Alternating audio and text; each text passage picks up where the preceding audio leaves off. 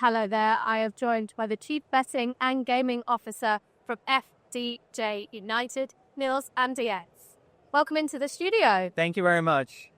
So, you've just finished a panel in the World Gaming Forum discussing the black market challenge facing regulated operators. How much of a threat do you feel offshore competition is today?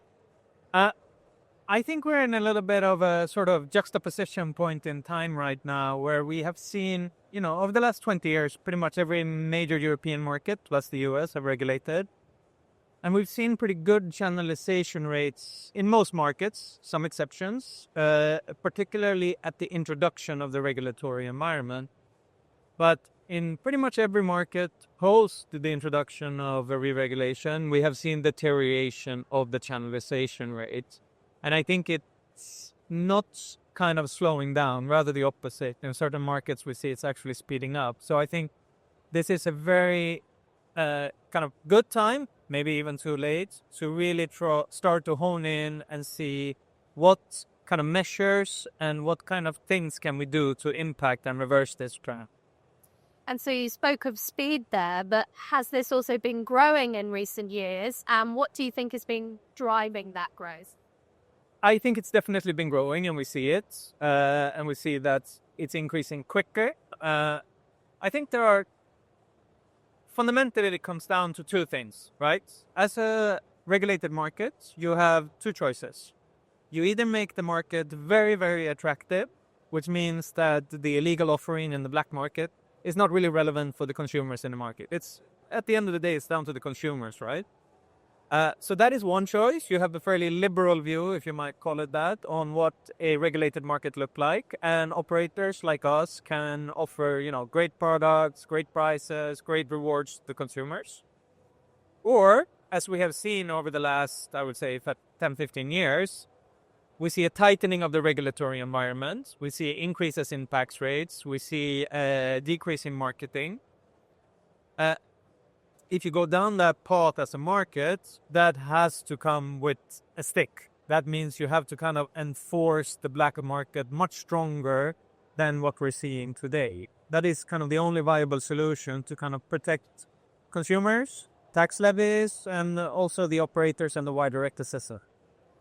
Now, in 2024, you were one of the signatories of a letter released by the European Gaming and Betting Association. This was warning of the rising threat. Yeah. Since then, do you think regulators have heeded the warning?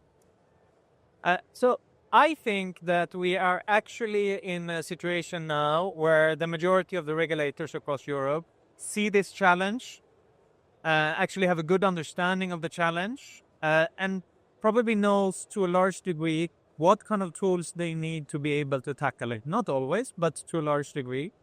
So I think we have kind of broadened the understanding in tandem with the black market growing.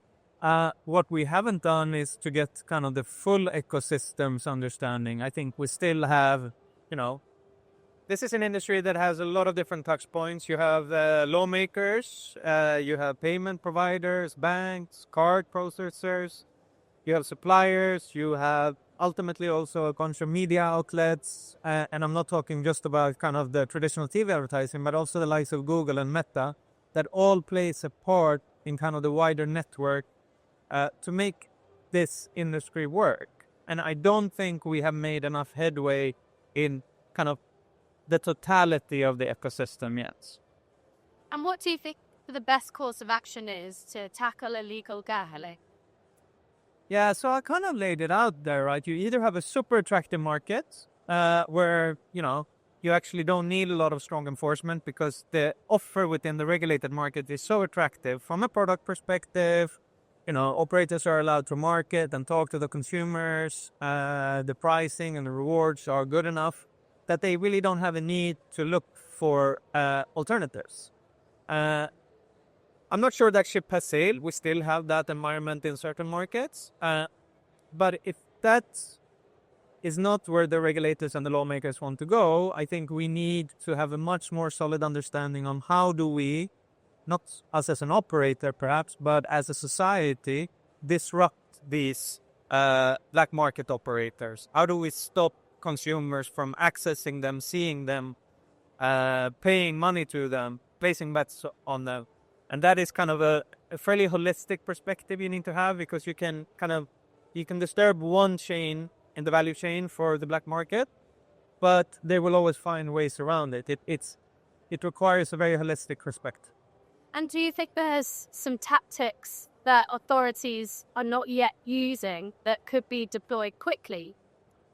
I think so, yes. I'm not going to name them, but I do think that there are, frustratingly enough or good enough, regulators across Europe that probably have a broader tool set, but do a better job at kind of inflicting pain points for black market operators, not completely blocking them or stopping them, but they are inflicting substantially more pain points for these operators, which has a direct correlation with the amount of channelization you can do.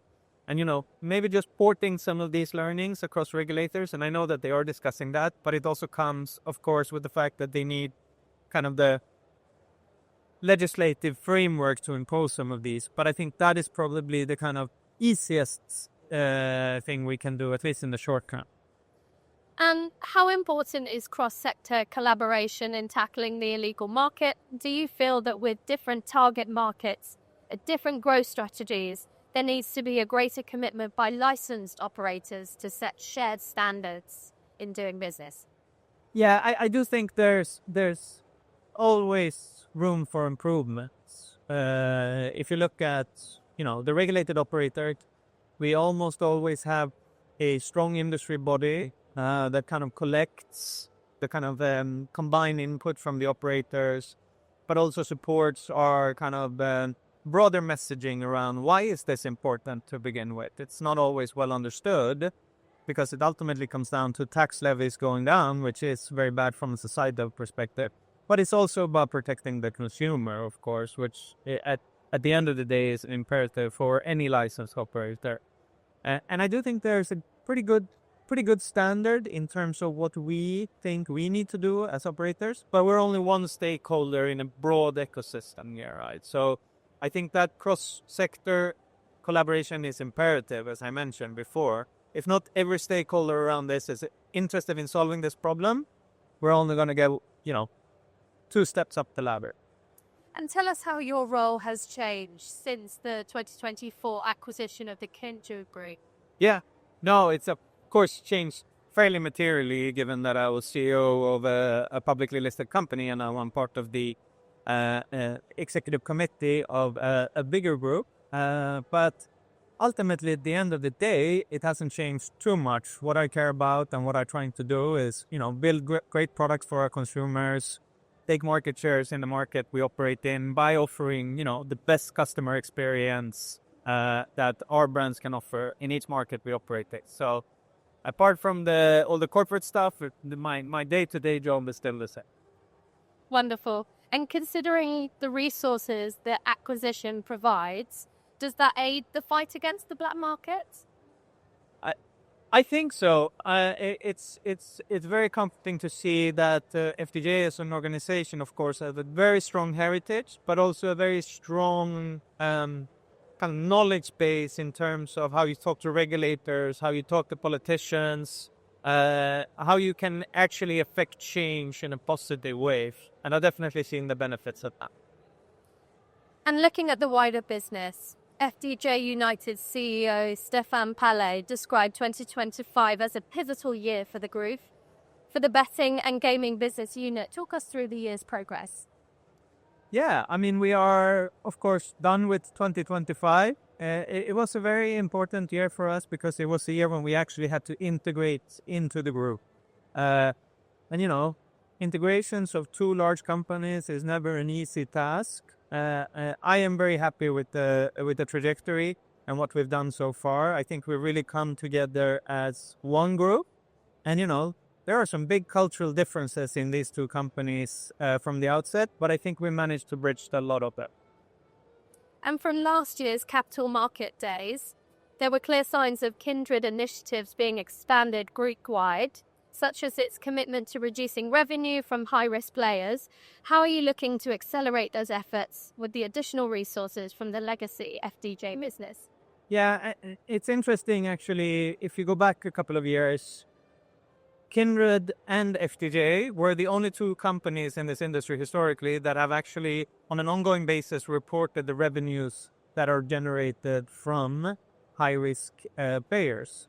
So there was a pretty strong, good sort of cultural similarity in how we approach responsible gambling and safer gambling. We have worked very hard throughout this year to kind of, and we will get there. We're not there yet, to kind of try to come up with one metric that we can work with across the full group. It's different businesses, right? One is, a very traditional lottery business, and one is an online gaming and betting business. So it's not super easy, but we are well on our way to get there. Now, you head up one of 4 business units following the Kindred integration. How do you work with your fellow leaders to share expertise, technology, and practices? Yeah, that's a good question. That's the secret sauce of any company, right? No, I think that we as part of sort of the broader executive committee, we of course look at initiatives that will drive value for the entirety of the group. I mean, how do we allocate our assets as most efficiently as possible? And I think there are similarities, and that's why the acquisition made sense, right? Where we can hopefully convey a lot of sort of best practices in terms of how you view particularly kind of speed to market, agility, and inject that into the rest of the FDJ organization. While, of course, we get a very good level of support in terms of corporate governance and also how to talk to regulators, how to affect change in this industry. And you're targeting podium positions in 7 or 8 core European markets by 2028.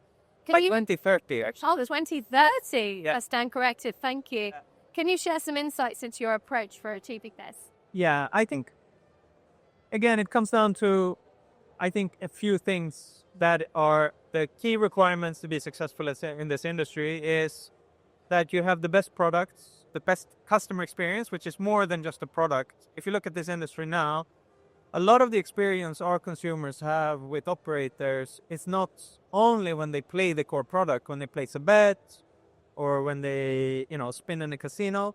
It's really around the onboarding experience. How do you take people through some of the perhaps can be viewed as more invasive moments in the customer journey that we have to have when it comes to social wealth or affordability checks or, also responsible gaming interventions. And designing these to be able to provide the absolute best customer experience is really what will win in the long term. It's not only about marketing money, it's about providing the best experience.